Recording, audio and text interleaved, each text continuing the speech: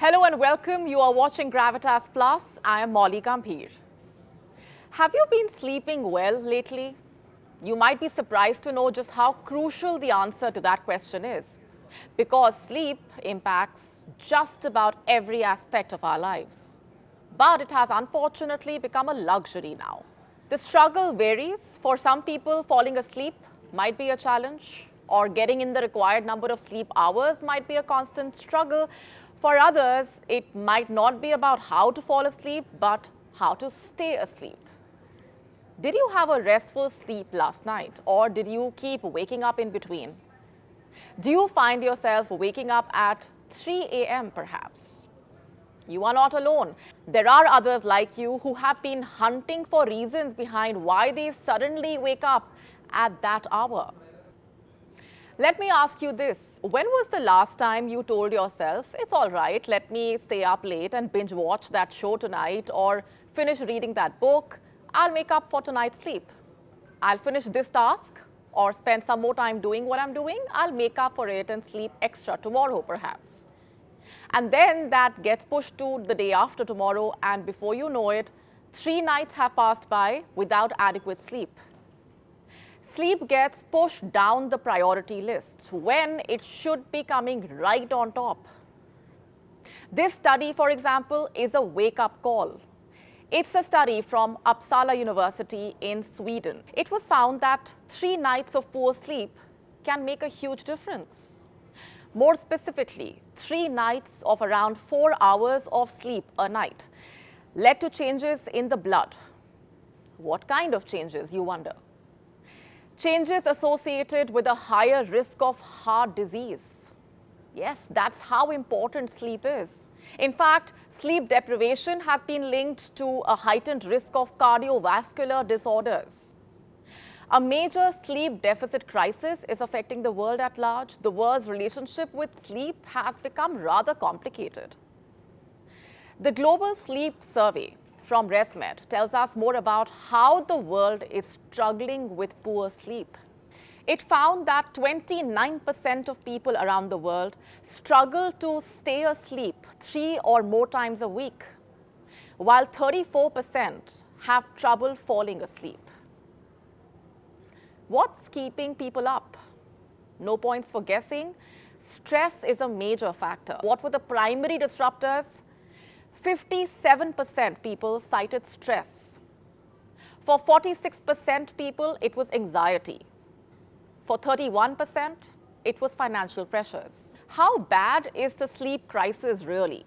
Let's just focus on India for now. A national survey recently found that nearly 60% Indians surveyed get less than 6 hours of uninterrupted sleep daily. 59% to be precise. The survey was conducted by local circles. It said that only 2% got 8 to 10 hours of sleep, while 20% got only 4 hours. How many hours did you sleep last night? And how much should you ideally be sleeping? How many hours of uninterrupted sleep should you be getting every night? An adult should get at least 7 to 8 hours of uninterrupted sleep every night to feel refreshed.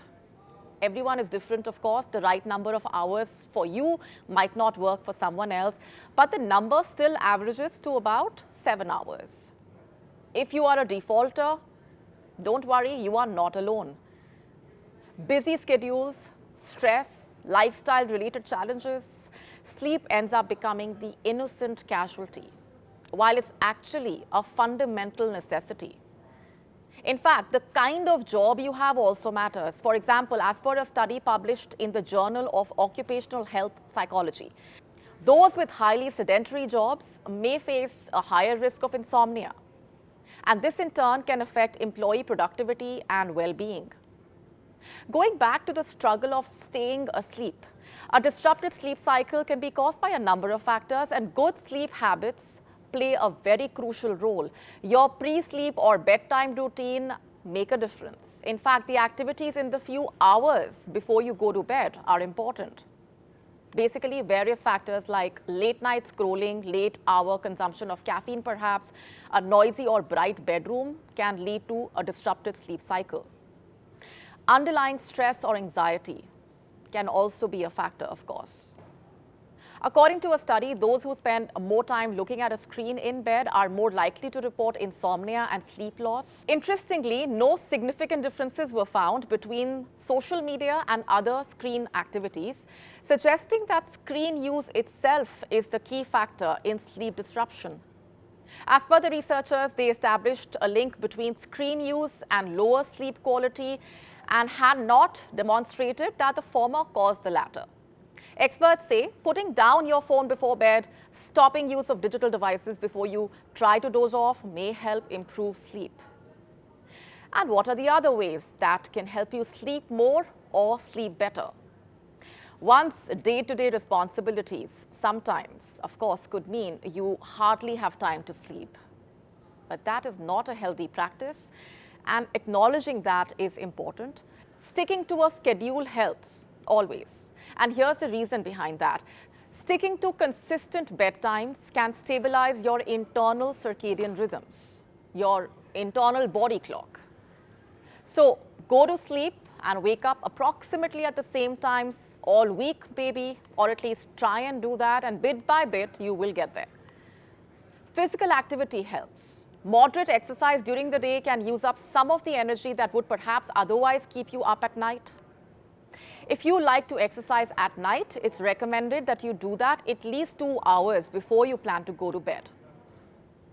Try doing something relaxing before you get into bed. This could be taking a warm bath, breathing exercises, or reading a book. You could also try the 4-7-8 breathing technique, in case you haven't already. Basically, as part of this breathing pattern, you breathe in for 4 seconds, hold the breath for 7 seconds, and exhale for 8 seconds. It aims to reduce anxiety or help people get to sleep. Also, avoid screen time right before bedtime, keep that phone away, and try and put in place a sleep-friendly environment, trying to make your bedroom more comfortable, make sure it's cool and dark. It's also recommended to avoid caffeine or large meals before going to sleep. For those who have highly sedentary jobs, try to take breaks for regular movement through the day. You could try and take short walks, or try stretching, or try to take the stairs perhaps if you can instead of the elevator. Sleep plays a critical role in maintaining overall health. You would have noticed when you are sleep deprived, it also affects your mood to a great extent. You tend to feel irritated, you'll have a hard time concentrating, you'll obviously feel tired, cranky even, apart from the effect on your health overall. If needed, speak to a doctor if you are struggling with disrupted sleep. Also, if falling asleep or staying asleep is a constant challenge and you don't know the reason, your doctor could also ask you to consult a sleep specialist.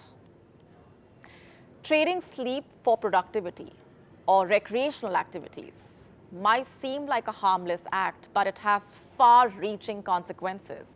And it's time to make adequate sleep a priority, just like diet and exercise, and work towards that. Take an expert's help if you want, or try following the tips we just mentioned, but make sure you are no longer neglecting your sleep. It's more important for your health than you think.